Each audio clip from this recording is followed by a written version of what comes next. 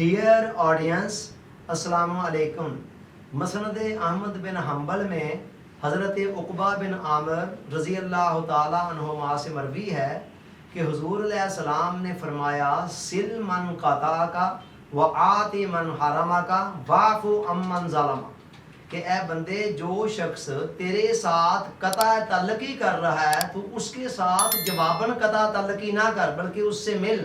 और जो तुझे तेरा हक नहीं दे रहा है तो जवाबन उसे उसके हक से महरूम ना कर, बल्कि उसका हक उसे दे।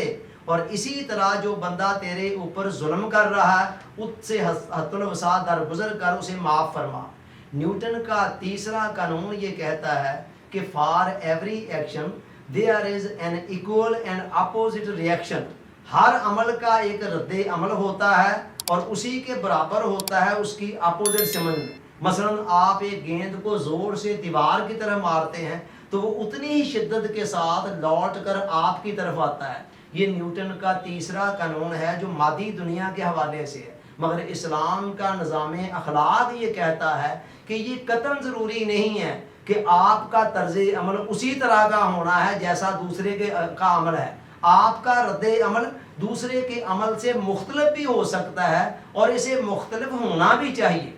कानून के दर्जे में इस्लाम इंसान को इस बात की इजाज़त देता है कि जितनी ज़्यादती किसी ने आपके साथ की है उतनी ज़्यादती आप भी बदले के तौर पर उससे कर दें। जज़ाओ सय्यतिन सय्यतु मिस्लिहा, कुरान ने कहा कि हर बुराई की जज़ा है उसी के बराबर। मगर ये जो बदला है ये सिर्फ कानून के दर्जे में है और कानून का दर्जा इंसान के इर्तिका की आखिरी हद नहीं है। कानून से आगे अखलाक की सरहदें शुरू होती हैं और इस्लाम का निज़ाम अखलाक ये कहता है कि फ़मन असा अफ़ा व असलहा फ़अज्रुहु लिल्लाह, कि जिस बंदे के साथ किसी ने ज़्यादती की और वो बदला लेने की कुदरत भी रखता था लेकिन उसने नज़रअंदाज कर दिया, माफ़ कर दिया और सुलह की तरफ आ गया, फ़अज्रुहु अलल्लाह, तो उसका बदला अजर और सवाब उसको अल्लाह की तरफ से मिलेगा। आप देखें कि अगर सामने के बंदे की तरफ देखा जाए ना तो फिर माफ़ करना बड़ा मुश्किल होता है। कोई शख्स हमारे साथ मिसबिहेव कर रहा है,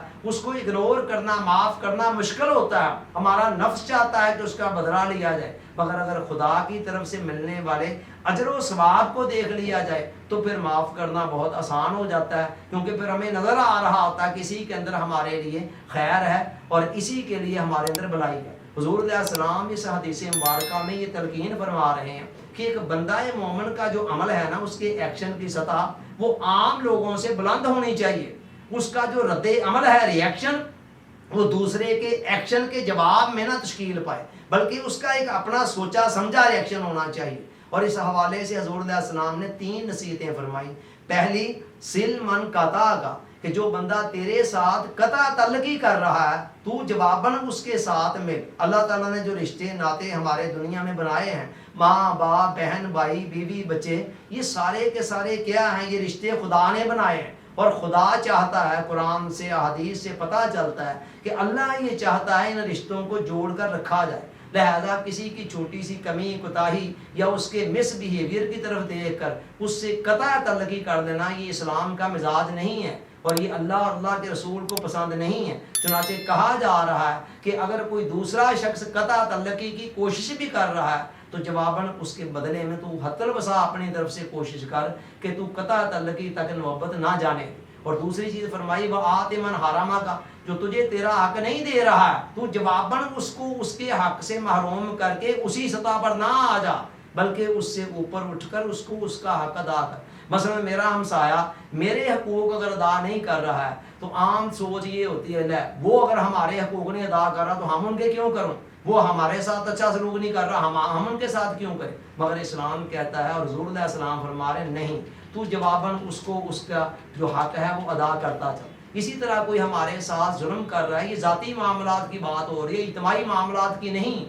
انڈیویجول معاملات کے اندر حتی الوسع اسلام کا مزاج یہ ہے کہ آپ کے ساتھ ذاتی طور پر کوئی ظلم کر رہا ہے تو کوشش کریں ظلم کے بدلے میں آپ بھی اس پر ظلم نہ کرنا شروع کر دیں، اس لیے کہ عین ممکن ہے آپ بدلہ لیتے لیتے حد سے آگے بڑھ جائیں اور وہ مظلوم بن جائے، آپ ظالم بن جائیں۔ حابیل نے قابیل سے یہی تو کہا تھا کہ تو میرے قتل کا ارادہ کر رہا ہے لیکن میں جواباً بھی تیرے اوپر ہاتھ نہیں اٹھاؤں گا، لہذا سارے کا سارا گناہ تیرے سر پر ہی ہوگا۔ سو یہ حدیث مبارکہ جو خوبصورت نصیحتیں اس میں کی گئی ہیں، اگر انسان کو سوچے سمجھے بہت سارے لڑائی جھگڑوں سے بھی بچ سکتا ہے اور اپنے ذہنی سکون اطمینان کو بھی برقرار رکھ سکتا ہے۔ اللہ تعالیٰ سوچنے سمجھنے یاد رکھنے عمل کی توفیق عطا فرمائے، آمین۔ آپ کا بہت بہت شکریہ۔ السلام علیکم۔